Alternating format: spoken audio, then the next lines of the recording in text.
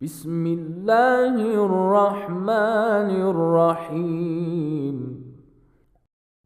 وأنكحوا الأيام منكم والصالحين من عبادكم وإمائكم إن يكونوا فقراء يغنهم الله من فضله والله واسع عليم.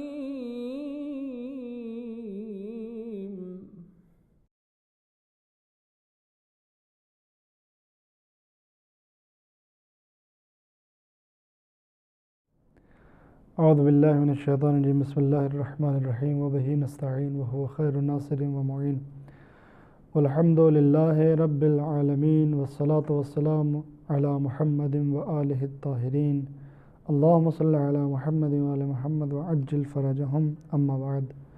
السلام علیکم دوستو، ایک بار پھر ہم آپ کی خدمت میں اپنے پروگرام کو لے کر حاضر ہوئے ہیں. پروگرام میں آپ کا سواگت ہے. پچھلے پروگرام میں ہم نے پردے وغیرہ کے سلسلے میں آپ کے سامنے گفتگو کی. یقیناً معاشرے کی ضرورت ہے، سماج کی ضرورت ہے کہ پردے کا خیال رکھیں. میں اپنی ماں و بہنوں سے اور قوم کی تمام خواتین سے دست بستہ یہ گزارش کرتا ہوں کہ واقعاً پردے کا خیال رکھیں. پردے کا خیال نہ رکھنا بہت بڑا گناہ ہے، یہاں تک کہ جو ہے وہ قیامت کے دن جو ہے جہنم میں بڑی سخت سزا ملنے والی ہے پردہ نہ کرنے والی عورتوں کو. چنانچہ جو ہے وہ روایت میں ملتا ہے کہ بعض عورتوں کو بالوں کے ذریعے سے لٹکایا جائے گا، یعنی ان کے بالوں کو لٹکا دیا جائے گا اور وہ بالوں پر پوری لٹکی ہوئی ہوں گی. اب آپ ذرا تصور کریں، اگر انسان کے بال جو ہے وہ کوئی کھینچتا ہے، کوئی بالوں کو نوچتا ہے تو کتنا درد ہوتا ہے. اگر پورے انسان کو صرف بالوں پر لٹکا دیا جائے، یہ عذاب بیان کیا گیا ہے. اور بھی دوسرے عورتوں کے مختلف عذاب بیان کیے گئے ہیں. بعض کو زبان کے ذریعے سے لٹکایا جائے گا، کسی کو جو ہے وہ الٹا لٹکا دیا جائے گا، اور مختلف طرح کے عذاب جو ہیں وہ عورتوں کے سلسلے میں جتنے دردناک عذاب بیان کیے گئے ہیں، واقعی جو ہے انسان اور خواتین جو ہیں اس سلسلے میں غور کریں اور دین نے جو احکام اور ہدایات بیان کیے ہیں ان کے مطابق عمل کریں. اسی کے ساتھ ساتھ جو ہے مردوں کا بھی وظیفہ ہے، مردوں کی ذمہ داری ہے کہ وہ عورتوں کو پردے کی ہدایت کریں، پردہ کرنے کا حکم دیں. باپ کی ذمہ داری ہے بیٹی کو پردے کا حکم دے، اجازت نہ دے کہ وہ بغیر پردے گھر سے باہر نکل جائے. اگر باپ اجازت نہ دے تو کس بیٹی کی مجال ہے کہ وہ بغیر پردے گھر سے باہر چلی جائے؟ باپ نے چھوٹ کی ہے، باپ نے ڈھیل دی ہے. بڑا افسوس ہے، آج معاشرے میں دیکھا جاتا ہے ماں اور بیٹی ساتھ میں جو جا رہے ہیں، ماں پردہ کیے ہوئے، بیٹی بغیر پردے کی ہے. یہ ماں کی ڈھیل ہے. اگر ماں جو ہے وہ تاکید کرے اور ماں اس کو بچپن سے یاد کرائے تو یہ بغیر پردے کے نہیں جا سکتی ہے. بھائی کی ذمہ داری ہے وہ بہن کو پردے کے لیے کہے، شوہر کی ذمہ داری ہے وہ بیوی کو پردے کے لیے کہے. اصلا شوہر کی اجازت کے بغیر بیوی کو گھر سے نکلنے تک کی اجازت نہیں ہے تو شوہر کی اجازت کے بغیر بیوی بغیر بے پردہ کیسے رہ سکتی ہے؟ اگر شوہر چاہے تو بیوی سے پردہ کرا سکتا ہے، بھائی چاہے تو بہن سے پردہ کرا سکتا ہے، باپ چاہے تو بیٹی سے پردہ کرا سکتا ہے. لیکن حقیقت یہ ہے کہ ہم خود ان چیزوں کی طرف متوجہ نہیں ہیں. جب تک باپ متوجہ نہ ہو تب تک صرف بیٹی گناہ گار نہیں ہے بلکہ باپ بھی اس کے گناہ میں شریک ہے. کیوں؟ اس لیے کہ اگر بیٹی جو ہے وہ باہر جا رہی ہے بغیر پردے کی، یا تو ہم اس کو روکیں، لیکن اگر روک نہیں رہے ہیں، دیکھیں ٹوکنے کی صورت میں دو صورتیں ہیں، یا تو ہماری بات مانتی ہے تو بہت اچھی بات ہے، یا نہیں مانتی ہے. اگر مان لی تو پردہ قائم ہو گیا، نہیں مانی تو کم سے کم آپ کا فریضہ تو ادا ہو گیا. وہ جہنم میں جاتی ہے چلی جائے. شوہر بیوی کو ٹوکتا ہے، مانے گی نہیں مانے گی تو سبحان اللہ، نہیں مانے گی تو آپ کا فریضہ تو ادا ہو گیا. اور صرف کہنا نہیں بلکہ یہاں پر جو انسان تنبیہ بھی کر سکتا ہے، حتیٰ اتنی بھی اجازت ہے. بھائیوں کی غیرت کہاں چلی گئی ہے؟ وہ اپنی بہنوں کو پردے کے لیے ٹوکتے کیوں نہیں روکتے ہیں؟ بے غیرت ہو گئے ہیں. دیوس کہا گیا ہے ایسے شوہروں کو روایت میں، کہ بے حس کہا گیا ہے. دیوس کہ جس کو جو ہے وہ اپنی عورت کی بنسبت غیرت نہیں ہے، اپنی عورت کو جو ہے وہ بے پردہ بازاروں میں اور عام لوگوں کے سامنے لے جاتا ہے۔ پردہ کرنا جو ہے وہ شریعت میں بڑی اہمیت ہے، کرنا چاہیے، اور خصوصاً ہماری ماؤں بہنوں کے لیے جن کا دعویٰ یہ ہے کہ وہ بی بی فاطمہ کی کنیز ہیں، بی بی زینب کی کنیز ہیں، اور خصوصاً جو ہے وہ بی بی زینب کی بے ردائی پر روتی ہیں، آپ کی بے ردائی کا ماتم کرتی ہیں۔ یقیناً اگر ہماری ماؤں بہنوں کے گلوں میں روپٹے پڑے ہوئے ہیں، بال کھلے ہوئے ہیں، اور اس کے بعد بی بی زینب کا آپ کی بے ردائی کا ماتم کرنے کوئی فائدہ نہیں ہے۔ کیوں؟ اس لیے کہ بی بی زینب کی بے ردائی کے مقصد پر غور کرے۔ ایسا کیا مقصد تھا کہ اتنے عظیم خانوادے کی خاتون کہ جس کے بالوں کو کبھی آسمان نے بھی نہیں دیکھا، جس کی ماں کا جنازہ رات کی تاریکی میں اٹھا، آخر کیا وجہ تھی کہ ایسی بی بی کو بے پردہ ہونا پڑا؟ غور کریں ہماری خواتین، ہمارے بھائی بہن غور کریں اور اپنے گھر کی خواتین کو پردے کی تعلیم دیں۔ بہت ضروری ہے دوستو، معاشرہ جو ہے وہ بہت زیادہ خراب ہوتا چلا جا رہا ہے، دقت کرنے کی ضرورت ہے، دین اسلام کے احکام پر عمل کرنے کی ضرورت ہے، اور جتنی بے پردگی بڑھتی جا رہی ہے اتنا ہی جو ہے سماج اور معاشرے میں برائیاں بڑھتی چلی جا رہی ہیں۔ خصوصاً اللہ کے واسطے، مولا کے واسطے، شہداء کربلا کے واسطے کم سے کم ہم جو ہے وہ مجلسوں اور محفلوں کے نام پر تو بے پردگی نہ کریں۔ جب ہم ایسے مقامات پر جائیں جہاں ہم مجلسوں کے لیے جا رہے ہیں، کم سے کم وہاں تو پردے کا خیال رکھیں۔ دوستو، یہ پردے کے سلسلے میں ایک گزارش تھی جو مجھے کرنا تھی۔ اب ہم اپنے نئے موضوع کو احکام کے سلسلے میں شروع کر رہے ہیں، جو آج کا ہمارا موضوع شادی کے سلسلے میں ہے۔ أنت إلهي أوسع فضلا وأعظم حلما من أن تقايسني بفعلي وخطيئاتي۔ سب سے پہلی بات تو میں یہیں سے اپنے دوستوں کے لیے اور مخاطبین کے لیے عرض کر دیتا ہوں کہ قرآن اور روایات میں جو ہے وہ شادی کے لیے بڑی تاکیدیں ہوئی ہیں۔ آج کے معاشرے میں جو ہے وہ دیر سے شادی کا ہونا جوانوں کے لیے بڑی آفت ہے۔ ماں باپ جو ہیں وہ جوانوں کی، لڑکیوں کی اور لڑکوں کی شادی کی طرف متوجہ نہیں ہوتے ہیں، اور پھر اگر خدا نخواستہ اس متوجہ نہ ہونے کا نتیجہ کوئی برا نتیجہ سامنے آ جاتا ہے تو پھر جو ہے سب کو افسوس ہوتا ہے، سب جو ہے وہ اپنے چہرے کو چھپانے لگتے ہیں، اور خدا نخواستہ کوئی ایسا مورد پیش آئے۔ لیکن اس کی ایک وجہ اور سب سے بڑی وجہ یہ ہے کہ ماں باپ اور بزرگان جو ہیں وہ متوجہ نہیں ہیں کہ کب کس وقت جو ہے بچوں کی شادی کرنی ہے۔ جب بچے جوان ہو جائیں تو ان کی شادی کا وقت آ گیا ہے۔ یہاں تک کہ جو ہے لڑکیوں کے بارے میں ملتا ہے کہ مولا کائنات فرماتے ہیں کہ جوان لڑکیوں کی مثال جو ہے وہ پکے ہوئے پھل کی طرح ہے۔ اگر پکے ہوئے پھل کو وقت پر توڑ لیا جائے تو وہ خود بھی استعمال ہو جاتا ہے اور دوسروں کو بھی فائدہ پہنچاتا ہے، لیکن اگر اس کو وقت پر نہ توڑا جائے تو وہ خود بھی برباد ہو جاتا ہے اور فضا کو بھی، ماحول کو بھی خراب کر دیتا ہے۔ مولا کائنات نے جو تعبیر استعمال کی ہے، آپ فرماتے ہیں کہ ہوا جو ہے اس کو خراب کر دیتی ہے، لہٰذا یہی حال ہمارے خواتین کا ہے۔ جب لڑکی جوان ہو جائے تو اس کی شادی کر دینی چاہیے۔ اگر جو شادی نہیں کی، اگر وقت پر شادی کر دی جائے تو وہ خود بھی بہتر ہے اور دوسروں کے لیے بھی فائدہ مند ہے، لیکن اگر وقت پر شادی نہ کی جائے تو وہ خود بھی بیکار ہو سکتی ہے اور معاشرے کو بھی خراب کر سکتی ہے۔ لہذا جو ہے وہ اس چیز کی طرف متوجہ ہونا بہت ضروری ہے۔ آج کل جو ہے وہ عام طور پر شادیوں میں دیر کر دی جاتی ہے، جس کے نتیجے جو ہیں اکثر غلط نتیجے سامنے آتے ہیں، برے اثرات سامنے آتے ہیں، جبکہ روایات میں، آیات میں اتنی زیادہ تاکید کی گئی ہے۔ پیغمبر اسلام فرماتے ہیں النکاح من سنتی فمن رغب عن سنتی فلیس منی، نکاح جو ہے وہ میری سنت میں سے ہے، جس نے میری سنت پر عمل نہیں کیا، میری سنت سے منہ موڑا، وہ مجھ سے نہیں ہے۔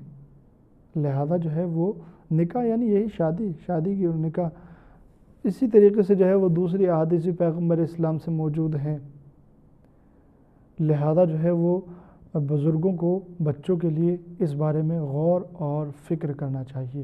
البتہ جو ہے وہ شادی میں دیری کے اسباب جو ہے وہ دوسرے بھی ہیں، جن کو میں یہاں مفصل بیان نہیں کر سکتا ہوں چونکہ یہ احکام کی بحث ہے، لیکن آج کل جو ہے وہ ایسے اسباب شادی کے سلسلے میں پیدا ہو گئے ہیں کہ انسان جو ہے وہ مجبوری کے عنوان سے جو ہے وہ دیر ہو جاتی ہے۔ پڑھائی کے نصاب جو ہیں وہ اتنے زیادہ ہو گئے ہیں کہ طالب علم اسٹوڈنٹس جو ہیں وہ لڑکیاں اور لڑکے پڑھائی میں لگے رہتے ہیں، معلوم ہوتا ہے کہ عمر جو ہے وہ کافی ہو چکی ہے۔ ایک دوسرے مالی حالات بعض لوگوں کے ایسے نہیں ہوتے ہیں کہ وہ شادی کے بارے میں سوچ سکیں، یعنی شادی کی فکر ہمیشہ ہے، دامنگیر ہے، لیکن پیسہ نہیں ہے، کیا کریں۔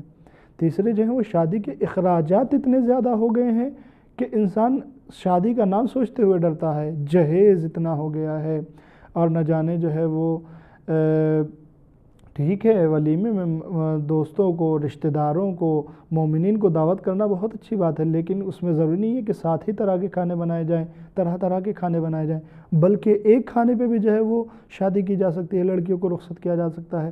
ضروری نہیں ہے کہ زیورات میں جو ہے وہ 4-5 ہی سیٹ ہونے چاہیے، ایک سیٹ پر بھی کام کیا جا سکتا ہے۔ یا ضروری نہیں ہے کہ جو ہے وہ جہیز جو ہے وہ بھر کر ہی دیا جائے، اس میں گاڑی بھی ہونی چاہیے، موٹر سائیکل بھی ہونی چاہیے، اور نہ جانے کیا کیا سارا سامان بھی ہونا چاہیے۔ آپ جو ہے مولا کائنات اور بی بی فاطمہ زہرا کی شادی کو اٹھا کر دیکھیں، پیغمبر اسلام جب مولا کائنات رشتے کے لیے آئیں تو پیغمبر اسلام پوچھتے ہیں کہ یا علی تمہارے پاس کچھ ہے کہ شادی کا خرچ ہو سکے؟ کہا یا رسول اللہ کچھ نہیں ہے، صرف ایک زرہ ہے اور ایک تلوار ہے۔ کہا یا علی تلوار کی جو تم کو ضرورت ہے تم مجاہد ہو، لیکن تم جیسے مجاہد کو زرہ کی ضرورت نہیں ہے، لہٰذا اس زرہ کو بیچ دو اور اسی سے جو ہے وہ شادی کا انتظام کرو۔ یہ شادی ہے، لہٰذا جو ہے وہ میری گزارش ہے کہ شادی کو جو ہے صرف ان بہانوں سے کہ جہیز کا انتظام نہیں ہے، شادی کو جو ہے وہ صرف اس بہانے سے کہ پیسہ نہیں ہے، ان بہانوں سے جو ہے وہ شادی میں دیر نہیں کرنی چاہیے۔ البتہ جو ہے یہاں پر لڑکے والوں کو بھی غور کرنا چاہیے، ان کی توقعات لڑکیوں سے بہت زیادہ ہوتی ہیں کہ لڑکی جو ہے وہ کئی سونے کے سیٹ بھی لے کر آئے، اور لڑکی جو ہے وہ گاڑی بھی لے کر آئے، اور لڑکی جو ہے وہ سارا سامان بھی لے کر آئے۔ یہ شریعت نہیں کہتی ہے کہ لڑکی سارا سامان لے کر آئے، ٹھیک ہے زندگی گزارنی ہے، زندگی گزارنے کے لیے سامان چاہیے، لڑکا اور لڑکی دونوں مل کر جو ہے وہ جہیز خرید سکتے ہیں۔ آج دیکھیں ایران میں جو ہے وہ البتہ میں کسی بھی ملک کی جو ہے وہ تمام باتوں کی تائید نہیں کرتا ہوں، بلکہ میرا مقصد جو ہے وہ یہاں پر صرف ایک جیسا کہ روایت میں کہا بھی گیا ہے کہ حکمت جو ہے وہ مومن کا خزانہ ہے، جہاں بھی مل جائیں وہاں سے لے لو۔ لہٰذا جو ایک اچھی چیز اور ایک اچھی رسم ہے میں اس کو آپ کے سامنے بیان کرنا چاہ رہا ہوں، وہ یہ کہ وہاں جب جہیز خریدا جاتا ہے تو لڑکے اور لڑکی والے مل کر خریدتے ہیں، کچھ پیسہ لڑکے والا دیتا ہے، کچھ پیسہ لڑکی والے دیتے ہیں، مل کر جہیز خرید لیتے ہیں۔ لہٰذا کیا برائی ہے اگر جو ہے وہ ہم لوگ بھی جو ہے وہ لڑکا اور لڑکی آپس میں پیسے ملا کر جہیز کا سامان خرید لیں۔ بلکہ شریعت کا حکم تو یہ ہے کہ تم مہر پہلے ادا کر دو۔ ہمارے یہاں مہر کی کوئی خبر ہی نہیں ہوتی ہے، مہر رکھواتے بھی ہیں لوگ تو کیا رکھواتے ہیں، حتیٰ جو ہے جناب فاطمہ زہرا کا جو مہر تھا اس کو بھی نہیں رکھواتے۔ جب مہر کا معاملہ آتا ہے تو 14 معصومین یاد آ جاتے ہیں، 14,000، یا جو ہے وہ شرح پیغمبری جس کا کچھ معلوم ہی نہیں کتنا ہے، اور پھر وہ بھی معاف کرا دیا جاتا ہے۔ لیکن شریعت کیا کہتی ہے؟ شریعت کہتی ہے کہ پہلے ہی مہر ادا کر دینا چاہیے۔ البتہ یہ بات روایت میں ہے کہ جس عورت کا جتنا کم مہر ہو وہ اتنی اچھی ہے، لیکن جو اس کا مطلب یہ نہیں کہ مہر دیا ہی نہیں جائے، اور مہر کی جو ہے پہلے تاکید ہے کہ شادی سے پہلے مہر دے دیا جائے، پہلے ہی مہر ادا کر دیا جائے۔ مہر کے بارے میں کوئی نہیں سوچتا ہے، صرف جہیز کی فکر رہتی ہے، سارا جہیز بھی مل جائے، بیڈ بھی اچھا والا ہو، فریج بھی بڑا والا ہو، واٹر کولر اور جو ہے وہ واشنگ مشین بھی جو ہے وہ ڈبل ہونی چاہیے، ساری چیزیں دنیا بھر کی چیزیں، اور اس کے ساتھ جو ہے وہ گاڑی بھی ہونی چاہیے۔ یہ ساری چیزیں توقعات جو ہیں وہ لڑکے والوں کو لڑکے کو ہوتی ہیں۔ استغفر اللہ ربی واتوب الیہ۔ ہمیں معصومین کی سیرت پر عمل کرنا چاہیے، ان کی سیرت میں کہیں پر بھی ایسی توقعات موجود نہیں ہیں۔ انسان جو ہے یقین جانیے کسی کے دینے سے کچھ نہیں ہوتا، انسان جو ہے اللہ کی عطا پر بھروسہ رکھے، اللہ دینے والا ہے۔ اگر جہیز نہیں ملا تو کیا ہو گیا، اگر کسی نے کچھ نہیں دیا تو کیا ہو گیا، اگر لڑکی کچھ نہیں لے کر آئی تو کیا ہو گیا۔ آپ یہ سوچیں کہ وہ زندگی بھر اس نے جو ہے 18-20 سال اپنے ماں باپ کے ساتھ گزارے ہیں، ماں باپ نے اسے کس طریقے سے پالا ہے، کن زحمتوں کے ذریعے سے، کیا زحمتیں اٹھائیں ان کو پالنے میں، اس کے باوجود جو ہے وہ 2 صیغوں کے بدلے میں تمہارے حوالے کر دیا، اس کے ساتھ میں لاکھوں روپیہ بھی خرچ کیا ہے، جہیز بھی دے رہے ہیں۔ تو یہاں پر جہیز کی امید رکھنے کی کوئی ضرورت نہیں ہے۔ جس کو انہوں نے 18 سال 20 سال تک خون پسینہ ایک کر کے پالا ہے، محبتیں دی ہیں، اس کو جو ہے ایک لمحے میں تمہارے حوالے کر دیا ہے، اور کیا چاہیے، جہیز کی کیا اوقات ہے۔ لہٰذا یہاں پر جو ہے وہ ہمارے دوستوں کو بھی، نوجوانوں کو بھی، جوانوں کو بھی ان چیزوں پر غور کرنا چاہیے۔ جہیز واجبات میں سے نہیں ہے، مستحبات میں سے بھی نہیں ہے۔ ان بہانوں سے شادی کو سخت نہ بنائیں، شادی کو مہنگا نہ بنائیں۔ ضروری نہیں کہ شادی جو ہے وہ 5 اسٹار ہوٹل میں خریدی جائے، مہنگا والا منڈپ لیا جائے، نہیں، شادی جو ہے وہ تمام چیزوں کا خیال رکھتے ہوئے، یعنی جو ہے وہ بےہودگی نہ ہو، اور جو ہے وہ امام بارگاہ کے حرمت کا خیال رکھتے ہوئے امام بارگاہ میں بھی شادی کی جا سکتی ہے، وہاں پر بھی کھانا کیا جا سکتا ہے، دلہن گھر میں رکھی جائے اور امام بارگاہ میں جو ہے وہ کھانا کر دیا جائے، بات تمام ہو گئی۔ لیکن جو ہے وہ آج کل اتنا مہنگا بنا دیا گیا ہے شادیوں کو کہ انسان جو ہے وہ سوچتے ہوئے بھی ڈرتا ہے۔ نتیجہ کیا ہوتا ہے؟ نتیجہ یہ ہوتا ہے کہ شادیوں میں دیر ہوتی چلی جاتی ہے، لڑکا اور لڑکی بغیر شادی کے بیٹھے رہتے ہیں، اور پھر اس کے غلط نتیجے معاشرے میں ظاہر ہوتے ہیں اور سامنے آتے ہیں۔ لہٰذا ہمیں ضرورت ہے کہ ہم غور کریں، فکر کریں اور دقت کریں۔ دوستوں، آج کا پروگرام بس یہیں پر تمام ہوتا ہے۔ اگلے پروگرام میں ہم مزید شادی کے سلسلے میں آپ کے سامنے احکام بیان کریں گے۔ تب تک کے لیے خدا حافظ، السلام علیکم ورحمۃ اللہ۔ اللهم املأ قلوبنا بالعلم والمعرفة، وطهر بطوننا من الحرام والشبهة، واكفف أيدينا عن الظلم والسرقة، واغضض أبصارنا عن الفجور والخيانة، واسدد أسماعنا عن اللغو والغيبة، برحمتك يا أرحم الراحمين۔